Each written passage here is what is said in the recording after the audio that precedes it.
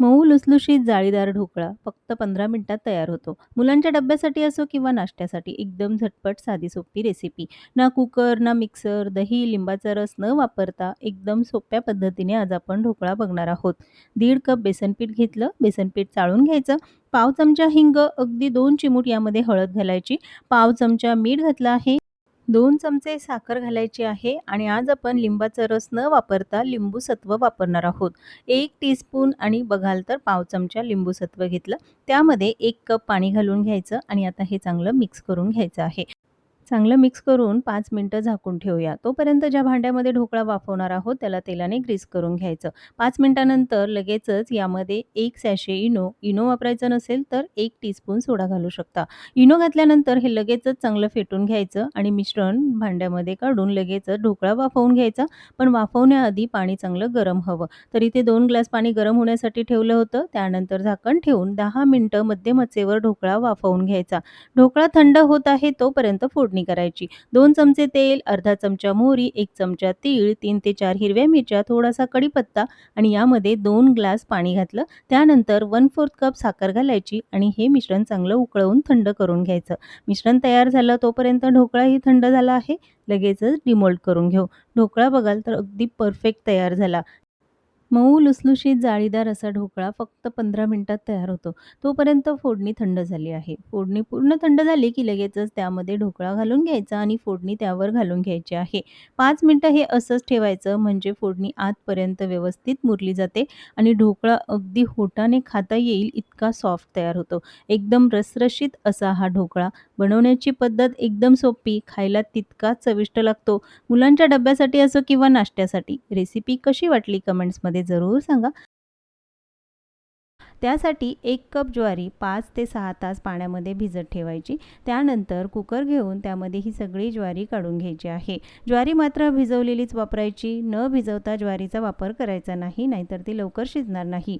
1 glass यामध्ये पाणी घातलं, पाव चमचा मीठ घालून व्यवस्थित मिक्स करायचं. कुकरला झाकण लावून मध्यम आचेवर कुकरच्या 7 ते 8 शिट्ट्या काढून घ्यायच्या आहेत.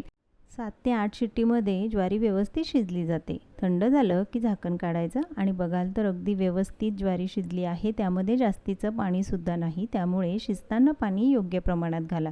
ज्वारी बघाल तर अगदी मऊसूत अशी शिजली पाहिजे. जर तुम्हाला वाटलं की शिजलेली नाही तर पुन्हा 1 ते 2 शिट्ट्या काढू शकता. आता याला फोडणी करायची तर पॅनमध्ये 2 मोठे चमचे तेल घालून घेतलं. अर्धा चमचा मोहरी, अर्धा चमचा जिरे चांगले तडतडले की यामध्ये 3 बारीक चिरलेल्या हिरव्या मिरच्या, एक मध्यम आकाराचा कांदा घालून चांगला परतवून घ्यायचा आहे. कांदा गुलाबी रंगावर परतवून घ्यायचा आणि तुम्हाला हवं तर यामध्ये भरपूर भाज्या घालू शकता. ज्या भाज्या मुलं खात नाहीत त्या भाज्यासुद्धा तुम्ही यामध्ये घालू शकता. एक बारीक चिरलेला टोमॅटो आणि थोडासा बारीक चिरलेला गाजरसुद्धा घातला. आता तेलावर हे चांगलं परतवून घ्यायचं मऊसूत होईपर्यंत. त्यासाठी यामध्ये थोडंसं मीठ घालायचं म्हणजे सगळ्या भाज्या व्यवस्थित मऊसूत होतील. कढीपत्तासुद्धा घातला आहे आणि त्यानंतर लगेचच ही शिजवलेली ज्वारीसुद्धा घालायची. तुम्हाला हवं तर लाल तिखट किंवा मसालेसुद्धा घालू शकता. 2 ते 3 मिनिटं हे चांगलं परतवून घ्यायचं आहे, पण फार कोरडंही करायचं नाही. हलकासा ओलसरपणा त्यामध्ये ठेवायचा. सगळ्यात शेवटी मूठभर तळलेले शेंगदाणे घालायचे आहे. शेंगदाणे मात्र सगळ्यात शेवटी घाला, त्यामुळे ते छान कुरकुरीत राहतात आणि खायलासुद्धा चांगले लागतात. आता मात्र गॅस बंद करायचा आणि सगळ्यात शेवटी यामध्ये अर्धा लिंबाचा रस घालायचा आहे. लिंबाचा रस सगळ्यात शेवटी घालायचा. साबुदाणा खिचडीला पर्याय म्हणून ज्वारीचा हा उपमा जरूर ट्राय करा. मधुमेहींसाठी अतिशय उपयुक्त पौष्टिक असा हा नाश्त्याचा पदार्थ अवघ्या काही मिनिटांमध्ये तयार होतो. फक्त ज्वारी भिजवायला थोडा जास्त वेळ लागतो. तयार आहे चटपटीत आणि पौष्टिक असा हा ज्वारीचा उपमा. फोडणीसाठी कढईमध्ये 2 मोठे चमचे तेल घालून घेतलं आणि यामध्ये एक छोटी वाटी म्हणजे मूठभर शेंगदाणे तळून घ्यायचे आहेत. तळताना फार काळसर करायचे नाही. शेवयांचा उपमा बनवताना एकतर त्याचा लगदा तरी होतो किंवा थंड झाले तर ते मऊसूत राहत नाही. त्यासाठी या पद्धतीने जरूर बनवा. शेंगदाणे काढून घेतले की त्याच तेलामध्ये अर्धा चमचा मोहरी, अर्धा चमचा जिरे, थोडासा कढीपत्ता आणि एक बारीक चिरलेला कांदा घालून चांगलं परतवून घ्यायचं आहे. मोहरी आणि जिरे छान तडतडले की मगच कांदा त्यामध्ये घालायचा. 3 बारीक चिरलेल्या हिरव्या मिरच्या घालून घेतल्या. तिखट तुम्ही तुमच्या आवडीनुसार कमी जास्त करू शकता. लगेचच यामध्ये भाज्या घालायच्या आहेत. तर इथे मी वाटाणे आणि गाजर अगदी बारीक चिरून घातला आहे. तुम्हाला हवं असेल तर यामध्ये बीट किंवा मग अजून फळभाज्यासुद्धा घालू शकता. चवीनुसार मीठ, पाव चमचा हळद घालून चांगलं परतवून घ्यायचं आणि लगेचच यामध्ये पाणी घालायचं. 1 कप शेवया होत्या, त्यासाठी 1.25 कप पाणी घालायचं आहे. जास्त पाणी झालं तर मात्र त्याचा लगदा तयार होतो. आता यावर झाकण ठेवायचं आणि 1 उकळी काढून घेऊ, म्हणजे भाज्यासुद्धा व्यवस्थित शिजल्या जातील. उकळी आल्यानंतर लगेचच यामध्ये शेवया घालायच्या आहेत. शेवया आधी भाजून किंवा मग तेलावर परतवून घेतलेल्या नाही, लगेचच आपल्याला या मिश्रणामध्ये घालायच्या. व्यवस्थित मिक्स करून घ्यायचं. आता हे चांगलं मिक्स करून घ्यायचं आणि त्यावर झाकण ठेवून मध्यम आचेवर 5 मिनिटं वाफवून घेऊया. भाज्या आधीच शिजवलेल्या आहेत, त्यामुळे जास्त वेळ वाफवण्याची अजिबात गरज नाही. 5 मिनिटानंतर त्यावरचं झाकण काढा. बघाल तर शेवयासुद्धा व्यवस्थित शिजलेल्या आहेत. फार कोरड्याही करू नका, हलकासा ओलसरपणा त्यामध्ये हवा. आता मात्र गॅस बंद करायचा. सगळ्यात शेवटी तुम्हाला आवडत असेल तर थोडासा लिंबाचा रससुद्धा घालू शकता. शेवया बघा मस्त अशा मोकळ्या सळसळीत तयार झाल्या आहेत. अजिबात त्याचा लगदा होत नाही. सगळ्यात शेवटी तळलेले शेंगदाणे घालायचे. व्यवस्थित मिक्स करून घेतलं की खाण्यासाठी तयार आहे गरमागरम शेवयाचा उपमा. नाश्त्यासाठी असो किंवा डब्यासाठी, मधल्या वेळेत खाण्यासाठी झटपट साधा सोपा असा हा पदार्थ. नाश्त्याचा तिसरा पदार्थ अतिशय पौष्टिक, कमी तेलात तयार होणारा. त्यासाठी 1 कप नाचणीचं पीठ घेतलेलं आहे. घरी तयार केलेलं असो किंवा विकतचं कोणतंही पीठ घेऊ शकता. फक्त कपात भरताना हलक्या हाताने नाही तर थोडंसं दाबूनच भरायचं. आता हे पीठ मिक्सरच्या भांड्यामध्ये घालून घेऊ. अर्धा कप घेतलेलं आहे बेसन पीठ. यामध्ये 2 हिरव्या मिरच्या घालायच्या, 1 इंच आलंसुद्धा, 1/2 टेबलस्पून आणि चमच्याने बघाल तर अर्धा चमचा मीठ, 2 चमचे साखर घालायची, म्हणजे 2 टेबलस्पून. अर्धा लिंबाचा रससुद्धा घातला आहे. जर लिंबाचा रस वापरायचा नसेल तर तुम्ही लिंबू सत्वसुद्धा वापरू शकता. 2 चमचे घालायचं आहे तेल. तेल घातल्यामुळे ढोकळा खाताना घशामध्ये अडकत नाही आणि छान असा सॉफ्ट होतो.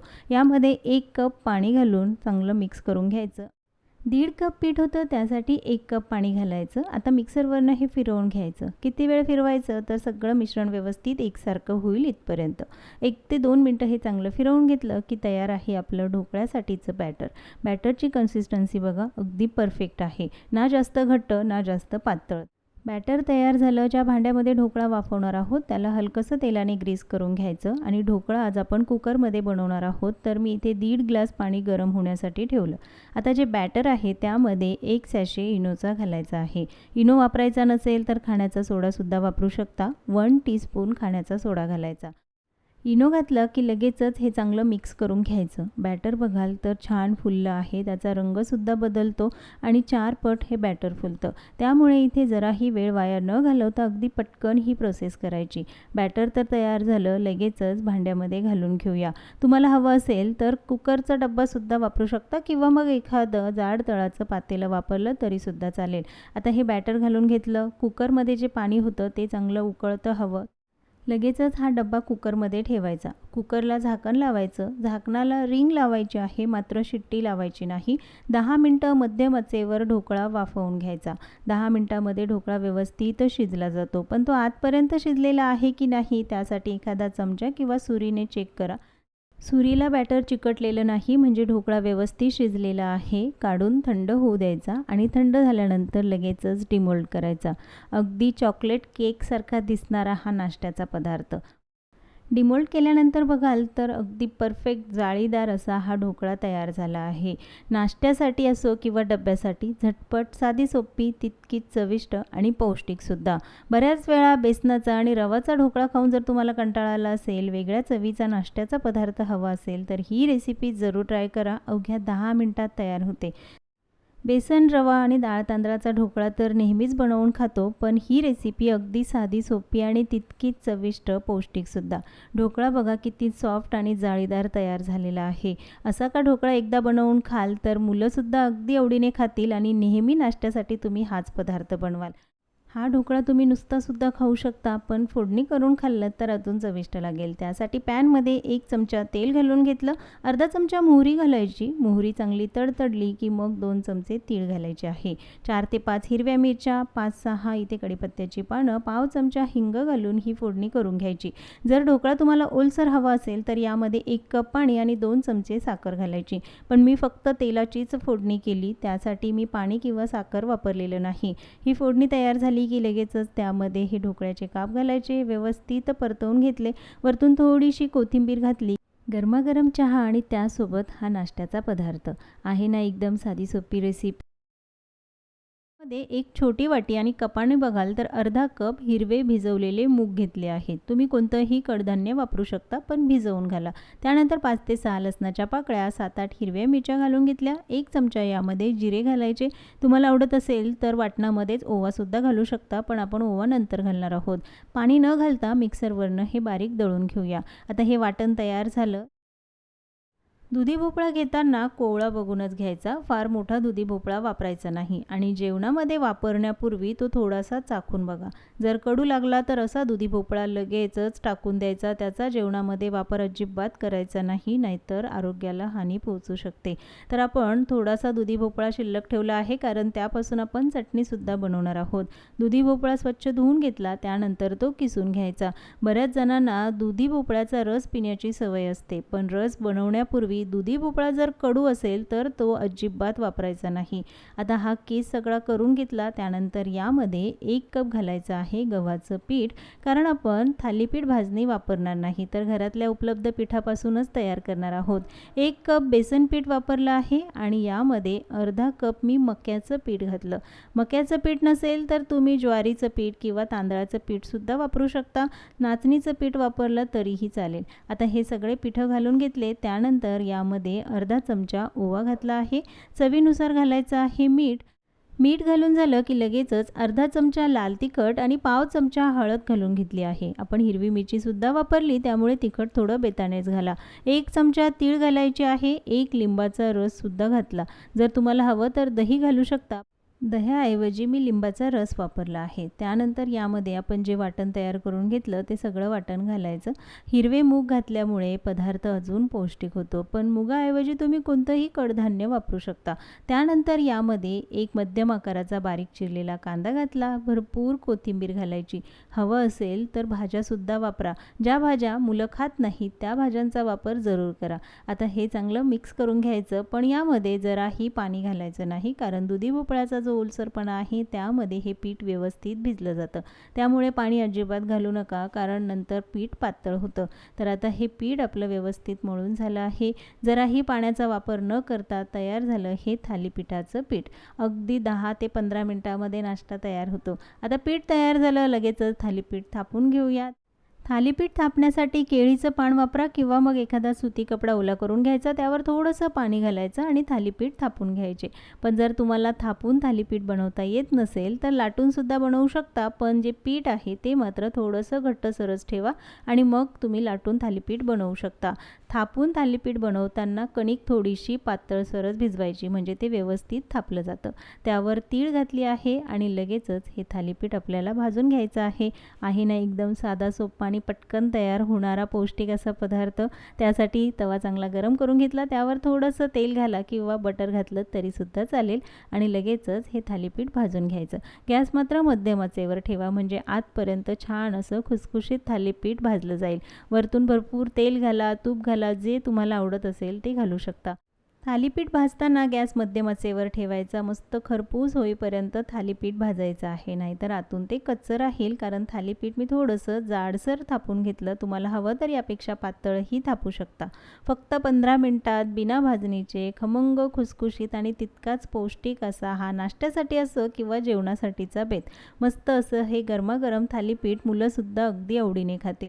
दुधी भोपळ्यामध्ये व्हिटॅमिन सी, पोटॅशियम आणि फायबर मोठ्या प्रमाणात असते, म्हणून तर ते आरोग्यासाठी चांगले आहे. पण जर दुधी भोपळा कडू असेल तर मात्र तो आरोग्यासाठी हानिकारक आहे. या दुधी भोपळ्याचा वापर जेवणामध्ये अजिबात करायचा नाही.